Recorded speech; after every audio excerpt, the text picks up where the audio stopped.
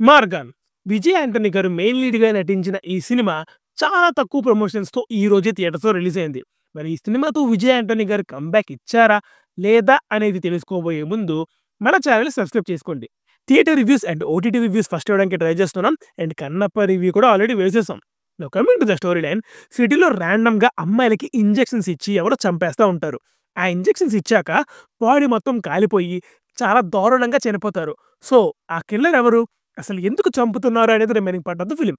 Now coming to the positives. ఈ story line రెగ్యులరే అయినప్పటికీ ఆ కిల్లింగ్ ప్రాసెస్‌ని ఫ్రెష్‌గా రాసుకున్నారు. అలానే ఒక క్యారెక్టర్ ఈ కేస్‌ని సాల్వ్ చేయడానికి హెల్ప్ అవుద్ది. అయితే ఆ క్యారెక్టర్ కోసం ఒక ఇంట్రెస్టింగ్ సైంటిఫిక్ థీమ్‌ని రాసుకున్నారు. అది చాలా బాగుంది. ఏదో ఒక పాయింట్ ఆర్ థీమ్‌ని చెప్పేసామా, చేతులు దులిపేసుకున్నామా అని కాకుండా నేను చెప్పిన ఆ పర్టిక్యులర్ ఐడియాని ఎక్సలెంట్‌గా కన్వే కూడా చేశారు. అంటే ఆ సైంటిఫిక్ థీమ్ అనేది చాలా ఫ్రెష్ కాన్సెప్ట్. అండ్ మన ఇండియన్ ఫిల్మ్స్‌లో అలాంటి కాన్సెప్ట్స్ చాలా అరుదుగా చూస్తాం. ఇంకా ఇన్వెస్టిగేషన్ సీన్స్ కూడా చాలా బాగుంటాయి. చాలా న్యాచురల్ అండ్ రియలిస్టిక్ ఇన్వెస్టిగేషన్ సీన్స్‌ని రాసుకున్నారు. ఇన్వెస్టిగేషన్ సీన్స్ అంటే ఇటు తిరగడం, అటు తిరగడం అని కాకుండా ప్రతి సీన్‌లో ఏదో ఒక కొత్త విషయాన్ని కన్వే చేస్తూ వెళ్తారు. ముఖ్యంగా ఒక క్యారెక్టర్ వాటర్‌లో ఉంది. కిల్లర్ ఎవరని కనిపెట్టే సీన్స్ ఎక్సలెంట్‌గా ఉంటాయి.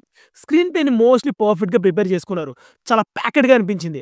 థ్రిల్ అండ్ సస్పెన్స్ ఇలాంటి ఎలిమెంట్స్ అనేది మూవీ మొత్తం మెయింటైన్ అయింది. అండ్ కొన్ని సీన్స్‌లో ఎక్స్‌ట్రీమ్‌గా థ్రిల్ అవుతాం.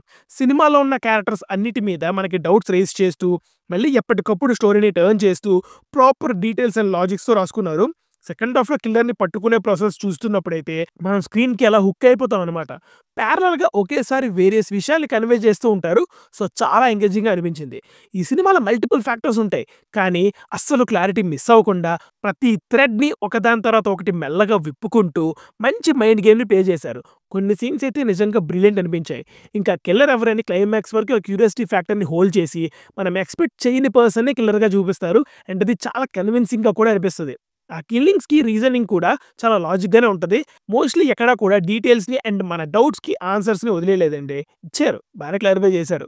ఇక టెక్నికల్‌గా చెప్పాలంటే సినిమాటోగ్రఫీ అండ్ లైటింగ్ ఎక్సలెంట్ ఉన్నాయి. మనల్ని ఒక క్రైమ్ థ్రిల్లర్ వరల్డ్‌లోకి తీసుకెళ్ళిపోతారు. నైట్ టైమ్ సీన్స్‌లో కలర్ గ్రేడింగ్ చాలా బాగుంది. అండ్ బీజీఎం కూడా కొన్ని ప్లేసెస్‌లో బాగా వర్క్ అయింది. ఇప్పుడు ఇక నెగెటివ్స్ చెప్పాలంటే ఫస్ట్ హాఫ్‌లో ఒక లవ్ ట్రాక్ ఉంటది. అదేం బోర్ అనిపియదు కానీ ఫ్లోకి ఒక బ్రేక్ లాగా అనిపించిందనమాట. బట్ అయినా కూడా అది పెద్ద ప్రాబ్లమ్ ఏమి కాదు సినిమాకి. ఇక సినిమా నరేషన్ అనేది కొన్ని ప్లేసెస్‌లో మరీ స్లోగా అనిపించింది. అండ్ యెస్, వాళ్ళు చెప్పాలనుకున్న పాయింట్స్‌కి స్లో నరేషన్ అనేది అవసరమే. బట్ కొన్ని ప్లేసెస్‌లో మరీ స్లో అనిపించింది. పెర్ఫార్మన్సెస్ విషయానికొస్తే విజయ్ యాంటనీ గారు ఆయన స్టైల్‌లో ఆయన బానే చేశారు. కానీ అజయ్ కిషన్ గారి పెర్ఫార్మన్స్ మాత్రం ఎక్సలెంట్‌గా ఉంది. నేను పాజిటివ్స్‌లో చెప్పిన ఆ క్యారెక్టర్ ఇతనే చేశాడు. అసలు ఆ రోల్‌లో తన బెస్ట్ ఇచ్చేసాడంతే. సో, ఫైనల్‌గా ఈ మూవీ ఎలా ఉందిరా అంటే, బాగుంది భయ్యా! It's good. చాలా రోజుల తర్వాత మంచి క్రైమ్ థ్రిల్లర్‌ని చూసాం అనిపించింది. ఒకవేళ ఈ వీకెండ్ ఏదైనా మూవీ చూడాలి అనుకుంటే ప్రిఫర్ దిస్. మళ్ళీ నెక్స్ట్ వీడియోలో కలుద్దాం. Until signing off. T movies for you. By.